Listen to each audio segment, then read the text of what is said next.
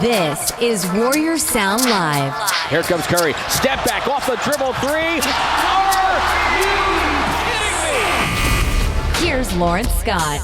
Thank you. We start with the NBA Draft Lottery set for Thursday evening with this, our latest edition of Warriors Sound, and it's a Warriors remix segment tipping off our lottery coverage as we bring in NBA Executive Vice President of Basketball Operations, Kiki Vandeweghe, with support from a Warriors studio infographic illustrating the Warriors' 14% chance at securing the number one overall pick as we listen in to how it will all unfold. Here's how the lottery works. We'll place 14 ping pong balls, numbered 1 through 14, in this glass drum. We'll mix them for 20 seconds, then draw one ball to the top. I will then take the ball out, announce the number, and place it in the side holding tube here. We'll repeat the process in 10-second intervals for the second, third, and fourth ball. Then we will check to see which team was assigned that 4-ball combination. That team will be awarded the first pick of the draft. The process will be repeated to determine the second pick, third pick, and again for the fourth pick. If the same team comes up more than once, we'll reset the machine and draw again for that pick. When we have 4 different teams winning the first, second, third, and fourth pick, the lottery is over. We only draw for the top 4 picks. The remaining 10 teams are then slotted 5 through 14 based on their regular season finish. The last time that the Warriors were in the NBA Draft Lottery was May of 2012, and we were there in New York City as 7th was secured. The 7th pick will be made by the Golden State Warriors. Good news for Warrior fans because the pick is top 7. They get to keep the pick. Things holding to form. Here's Bob Myers. We'll take that result. Hey. We'll take that result. That's right, absolutely. Don't be greedy. It could have been goose. Could have been goose. We'll take that result. Never want to come back and do that again. It's hard. It's stressful. I think it's more stressful out here because you're waiting for each one of them to count down, and we couldn't have a team obviously jump over us. It was pretty stressful down in the room as well, though, because you're just sitting there, watching those ping pong balls. I'm like, God, please go our way. Well, we're going to relish having our work cut out for us. It's better to have this opportunity than to not even have a go at it. So we're excited, and we feel like we'll do the work necessary and make the pick that we think will help our team the most. And having 4 picks is a very unique thing. So they always talk about the good luck charms, and Warriors owner Peter Guber brings general manager Bob Myers a shark's tooth tonight that they rubbed, and I guess they got the luck they needed because they're going home with that 7th pick. It's nice when you can celebrate as much as we are right now by just keeping your pick. I mean, we had that much on the line, so holding our ground is a great result for us, and we're excited. And the shark tooth came through as advertised. I had a piece of my daughter's little blankie, and that worked, and a picture of my wife. So I think we got a good result, and we're happy for our fans, for the organization, and I think we'll do well with the pick. With the 7th pick, the Golden State Warriors select Harrison Barnes from the University of North Carolina. Soon after, Harrison Barnes, Draymond Green, and Festus Ezeli were introduced to Warriors fans during an event at team headquarters, where today, now 8 years later, the scene is quite different inside the gym at the organization's Oakland facility, as Warriors Basketball Academy training continues with virtual camps and private sessions available.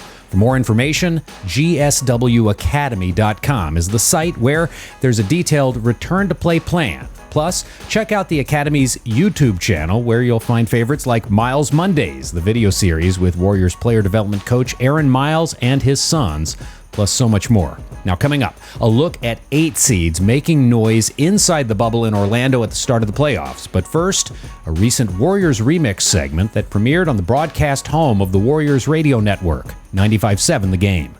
For this Warriors remix, we go back to December of 2012 and a defining road game versus the defending champs, the Miami Heat. The Warriors in the middle of a season-long 7-game trip, and with just seconds remaining in Miami, the score was tied at 95. Looking, waiting with 2, pass inside the Draymond Green, who laid it in on a backdoor lob. with .9 to go, and Miami calls a timeout. The Warriors' victory, part of a 6-1 road trip as they'd advanced to the playoffs later that season for the first time in 6 years. And that night, as Draymond explains, a great example of the teamwork on display. Coach didn't point out who's specifically taking a shot. He said, we're going to go out here, we're going to find who's open, and we're going to make the best play and put the ball in Jared Jack's hands. And, of course, guys are going to go with Clay and Steph, and I just happened to be wide open. He found me. With this Warriors remix, I'm Lawrence Scott.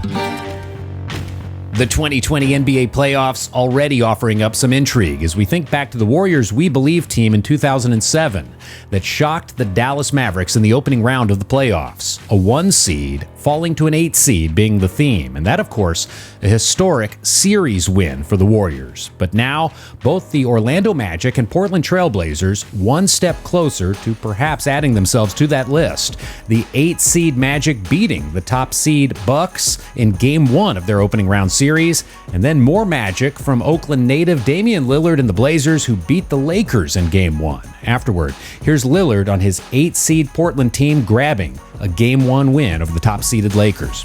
I thought it was just a great effort by our team.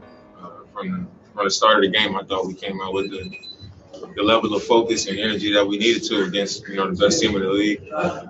We defended, we played together. I thought we shared the ball, and we didn't have any major lows. Obviously, they made a run. It's a game of runs. But when they got down the stretch, I think we just we kept our heads down. We kept working. We made the plays on both ends to be able to pull out a win.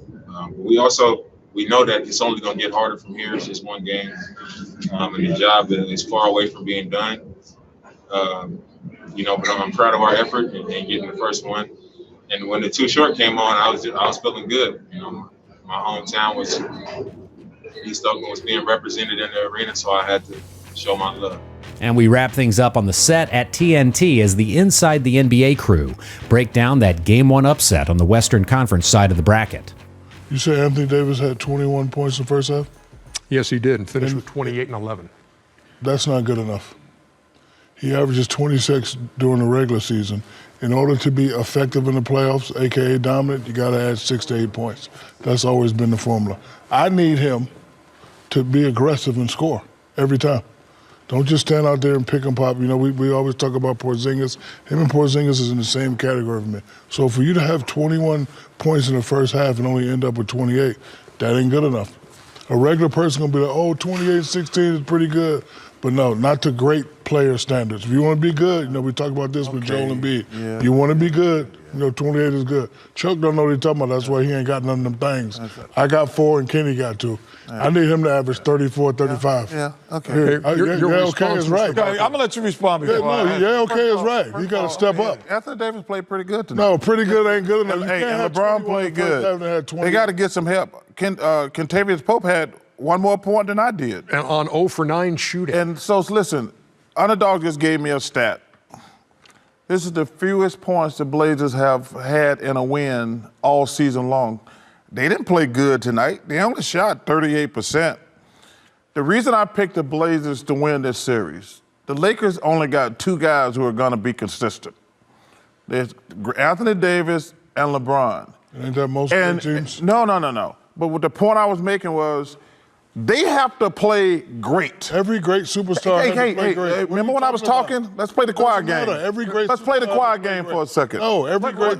Jordan and Pippen had to play great. No, he didn't. Kenny, help me out. Kenny. I'm ready. Okay. Olajuwon had to play great for Kenny to get open. Cut it out, Chuck. Listen. Stop it. If you look at the game, LeBron and AD played well. But if you look at the Trailblazers, Dame can have a bad game. CJ can have a bad game. Carmelo can have a bad game. Nurkic can have a bad game. That's the difference in these 2 teams, in my opinion. LeBron, he's the point forward. He had 15 assists tonight. He said he set a record tonight. That's never been done before. I don't think he can do that 4 times against this team. Well, he's got to do 4 times and win. Yes. And this was a loss. But I don't think he can do that 4 times and win. That's just my personal opinion. A lottery recap and more playoffs talk ahead. I'm Lawrence Scott, and this is Warrior Sound. This has been Warrior Sound Live. Right side three. Got